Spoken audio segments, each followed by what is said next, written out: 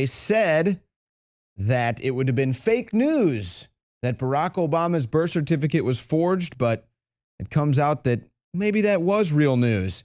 They said that Russia was responsible for the WikiLeaks hack.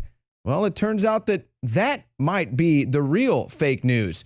This is a story out of Daily Mail. Exclusive. Ex-British ambassador who is now a WikiLeaks operative claims Russia did not provide Clinton emails. They were handed over to him at a D.C. park by an intermediary for disgusted Democratic whistleblowers. Craig Murray, a former British ambassador to Uzbekistan and associate of Julian Assange, told Daily Mail he flew to Washington, D.C. for the emails.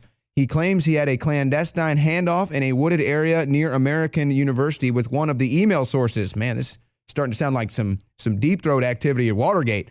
The leaker's motivation was disgust at the corruption of the Clinton Foundation and the tilting of the primary election playing field against Bernie Sanders. Murray says the source had legal access to the information and the leaks came from inside, which would mean that they were not hacks. Now, obviously, we're getting information from both sides, people saying it's Russia, people saying it's insiders.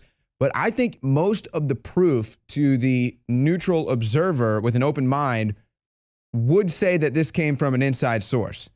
Now, we're going to find out. Obviously, a lot of people think that Seth Rich may have been the source. Now, who knows if they'll ever tell us who the source was, but it is nice to at least have WikiLeaks coming out against the fake news that this was a Russian hack or this was some sort of a Russian plot to overthrow the election from Hillary Clinton. And even if it was, they couldn't even get the popular vote done. Of course, it comes out in Detroit and in Wayne County in Michigan that those polls were actually rigged for Hillary. So again, all the proof is against the Russians meddling in this election, and it would actually be people within the DNC who wanted to make sure Hillary Clinton would not get in, or maybe just people within the DNC who didn't like seeing corruption, period.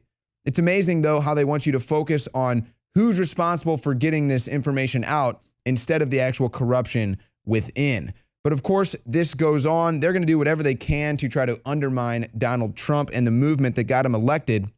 Now electors are being harassed and threatened in a bid to stop Trump. This is ongoing. Electors around the country are being harassed with a barrage of emails, phone calls, letters, even death threats.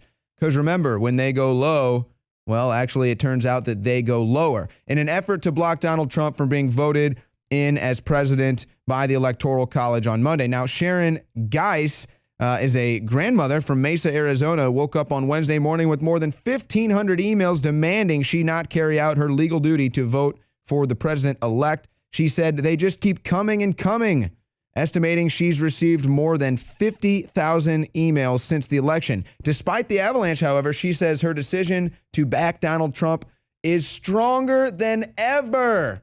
How do you like that? Now, you know what? I was going to play this video.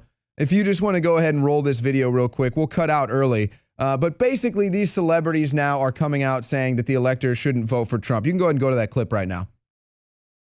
Members of the Electoral College, this message is for you. As you know, our founding fathers built the Electoral College to safeguard the American people from the dangers from people of like Hillary Clinton winning states like California. Yeah, we know you don't. To an eminent degree. Okay, so these little celebrity nitwits, just go ahead and cut them off. Just cut them out. I don't care. We're done with them. We're done with them. Here's headline: celebrity nitwits begging electors to break the law. Now, here's the other thing about this. Donald Trump has been one step ahead of these people every time. So I would imagine he assumed something like this was coming. So I imagine he's one step ahead of these people. But don't they get it? Just like the elector just said, the more you push back against our support for Trump, the more we like Trump. That's how sick of you we are. But they don't get it. They really don't get it. Now, here is the latest push coming from the mainstream media. This is from CNN. White males dominate Trump's cabinet posts. And they sent out a tweet, whitest White House ever. Now, this is CNN, right? I mean, what did Martin Luther King say? We won't judge a man by the color of his skin, but by the content of his character. Well, where are you, CNN? You're just judging the White House by the skin color. Same with Yahoo. Trump's cabinet is shaping up to be one of the whitest in history. So I went ahead and I looked at Barack Obama's cabinet. Joe Biden, white. John Kerry, white. Jack Lew, white. Ashton Carter, white. Loretta Lynch, black. Sally Jewell, white. Thomas Vilsack, white. Penny Plitzer, white. White. You think that they would put out propaganda that actually made sense, but that's how real fake news works, folks.